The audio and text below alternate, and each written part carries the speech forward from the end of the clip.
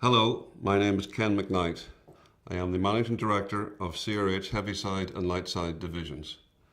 This DVD is part of a new communication programme running throughout CRH Europe to inform you of the new fatality prevention rules that have been developed to eliminate the risk of serious injury to any of our employees or any of the contractors working on our behalf. This DVD, DVD1, covers one of the most important areas of our safety programme, the management of contractors. In recent years, we have seen a reduction in the level of serious accidents involving employees, but unfortunately we have seen an increase in the level of serious accidents involving contractors. It is important that we are all clear on our responsibilities to contractors. When a person comes on site to work for us and in our work area, we are responsible for ensuring that they are suitably experienced and trained to carry out that work safely. Where we see contractors acting unsafely, we all have a responsibility to step forward and correct that behaviour. We are introducing a standard contractor safety pre-qualification system across all our operations. This system will be fully in place by January the 1st, 2015. Together, we all have a role in ensuring contractors working for us carry out that work safely. I would ask you to give your full attention to this DVD and the accident information in the booklets that accompany each of the 4 DVDs in this campaign. We face many challenges in our business, but I am committed to ensuring that safety remains our absolute priority, every day, every job, at every location. Thank you. This campaign has been produced to introduce the new 16 life-saving rules, which are mandatory across all our operations. This DVD1 is part of a 4-DVD set. Each DVD is supported by a booklet containing a series of safety alerts. The campaign will be rolled out at each company over a 4-month period to help you, your colleagues and the contractors working for us to understand the new 16 life-saving rules. DVD1 addresses the high level of risk resulting in contractor fatalities and how, with your support, we at CRH will manage these risks. The facilitating supervisor will provide focus books to all employees before the DVD begins. Each interactive DVD contains 4 focus breaks. At the start of each focus break, your supervisor will stop the DVD and lead a discussion based on the safety alerts that are featured in the booklet and the DVD. The objective of this campaign is to raise awareness of the serious accidents involving contractors and the reasons behind the approach to contractor management.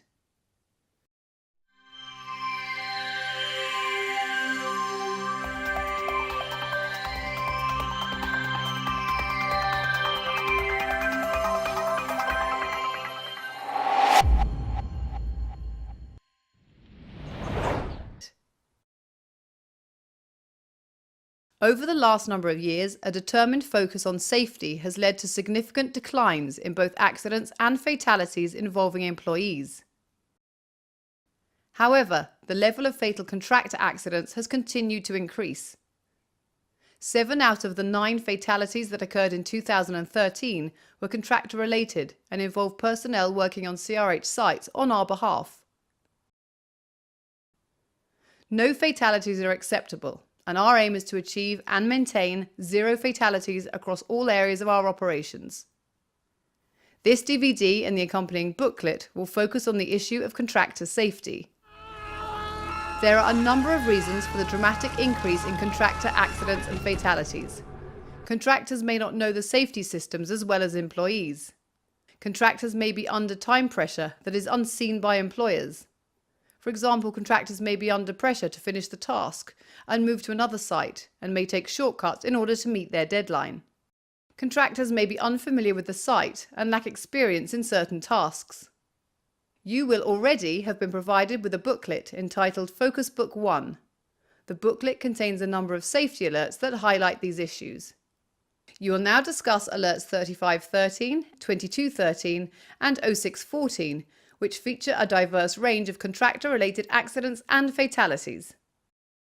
Your supervisor will now pause the DVD to facilitate a discussion based on the alerts contained in the focus book, which you will already have been given.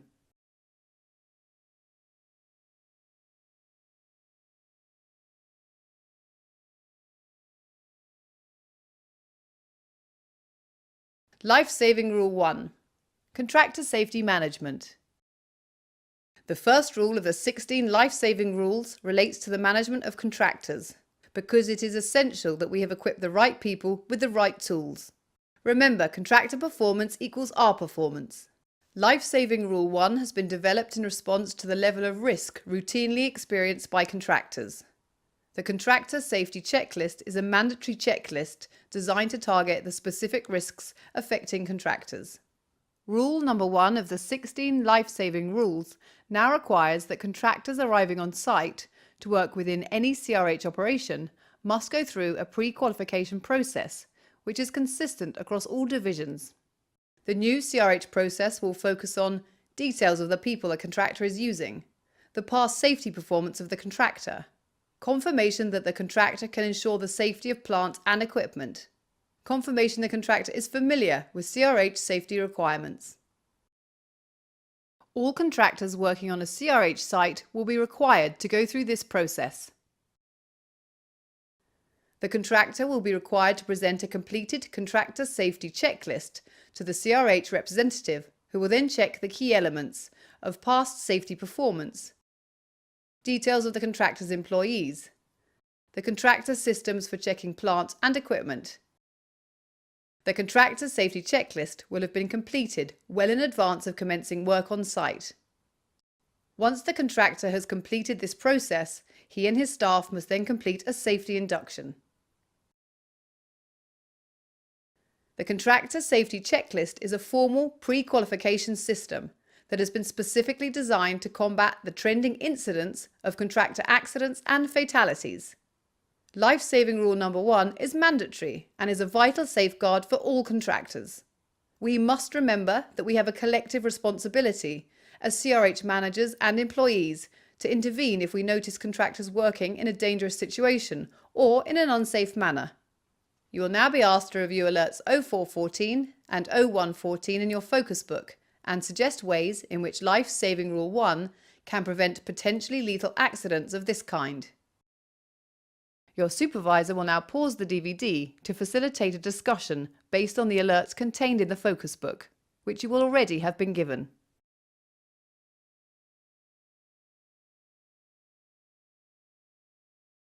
There has been a substantial increase in the number of contractor accidents and fatalities in the past 2 years. Accidents continue to occur to contractors working with transport, machinery, or when working at height.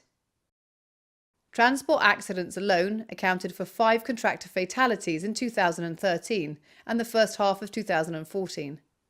The majority of contractor-related incidents and injuries occur in common workplace situations and are often the result of external influencing factors. Time pressure. Contractors can feel pressurized if they fall behind schedule. This pressure can prove deadly if an operator attempts to cut corners or becomes distracted as a result. Lack of familiarity of the site. Contractors may be unfamiliar with the site layouts and systems, so safety induction requirements have been developed to address this area. An example of this can be found in Alert 0514, which shows an incident where a forklift overturned. It highlights the need for operators to understand the limitations of their machinery and the importance of appropriate speed in unusual or uneven terrain.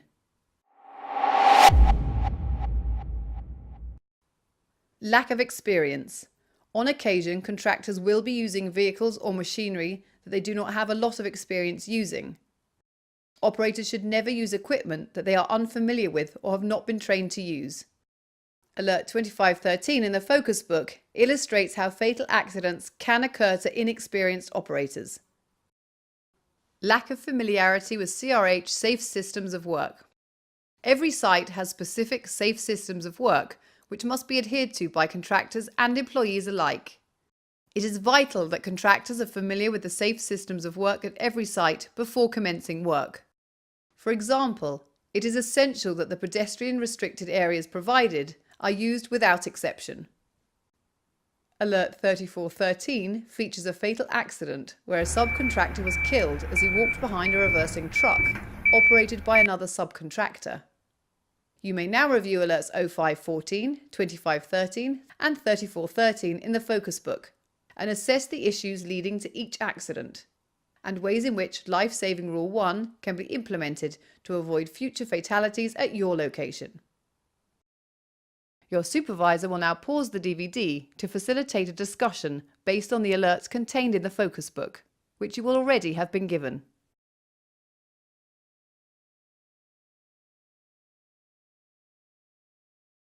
CRH figures show that contractors are currently 3 times more likely to suffer an injury or accident while at work. Mike Rousseau was working as a contractor at the time of the accident. On that particular day, the bucket truck he was driving got stuck, and he made the decision to try and save time by climbing a pole to change the fuse. Because of his decision to take a shortcut from his usual operations, his whole life was turned upside down. I'm Mike Rousseau. I'm a husband, a father of 3, and I'm an injured worker. And I'm pretty sure the bucket truck got stuck, and it was the end of the day, and I basically said to the guy I was with, I'll just climb it and get it while we're out here, and then we don't have to ever come back. The guy I was working with had his back to me when it happened, so he said he just heard a big, like an arc, or a big bang, I guess, and he turned around and he seen there was a big ball of fire around me. He said it felt like it lasted forever, and then he said it finally went out, and then I went unconscious. I received a phone call around 3 o'clock that Mike had been in an accident. It wasn't too serious. He would probably just need some skin grafting, and he was in the hospital in Fernie. And just to hang tough, they were going to transfer him to Cranbrook within the hour.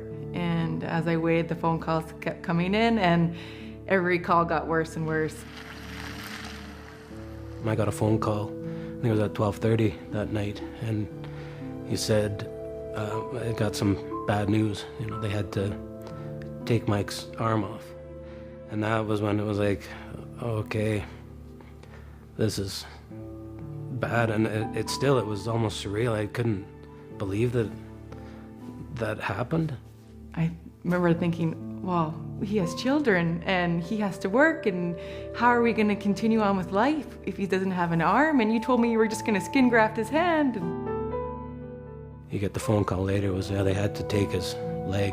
You just kept thinking, like, this can't be real. The only thing I could think about was, I'm not going to be able to be the same guy. I'm not going to be able to be active. I'm not going to be able to play sports.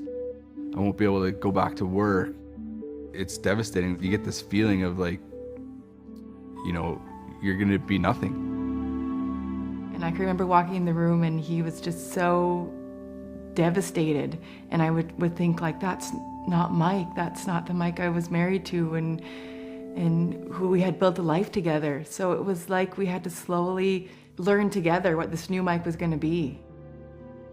First month in the Calgary hospital, I was strictly in the burn unit. And then the second month, I exercised every day. I worked on balance, strengthening muscles that I would need for walking with a prosthetic leg.